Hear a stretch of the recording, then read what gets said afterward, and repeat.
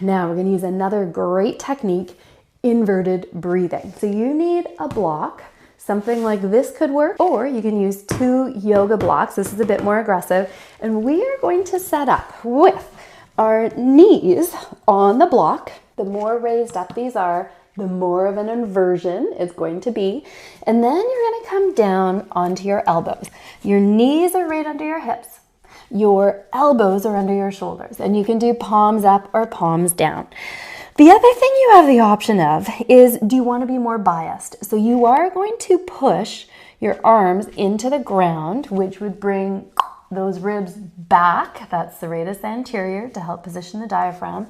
But if you're struggling, you can also not just do the pushback. You could round your back more. The more rounded it is, the more biased it is. So it's going to be like training wheels. It assists you a little bit.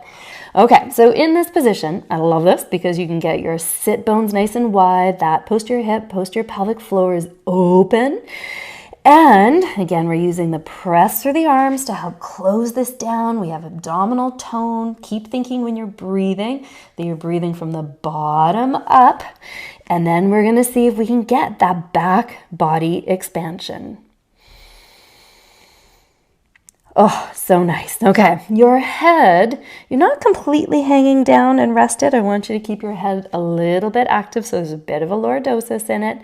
And let's just breathe here, focusing on that breath in, trying to get our back to move backwards in space. One of the things I love about any inverted position, if it's a handstand or a down dog, or this, is that when we put you upside down, your abdominal contents, your viscera are going to fall down a little bit in towards that diaphragm, and they are going to help dome the diaphragm. And when the diaphragm is domed, then you can get that expansion that we want.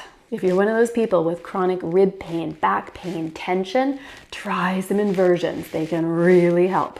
If you are struggling at all with this, go to a wall and pull in those accessory muscles of breathing called your hamstrings.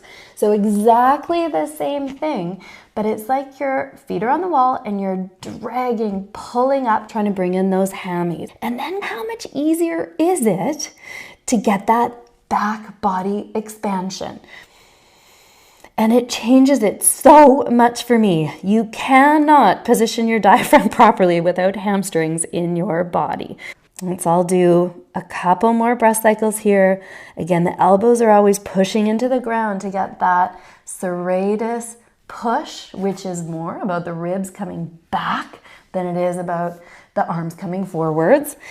And trying to close down the front.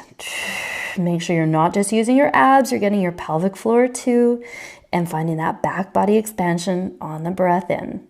The other thing you can play with is even a reach through. So if you were to reach one arm through, you're going to open up this area, compress the front a bit, but open up and expand the back a bit more. You can find expansion on that side. Pick on that one. And we know our right side tends to get very compressed. Still dragging those feet up the wall to get hamstrings, still breathing in through the nose, out through the mouth, really adding a pause if you want to get good at this. And then you could compare sides, keep the spine nice and straight. If you're rotating, it's chicken on a spit. You're not side bending. And just finding that back body expansion.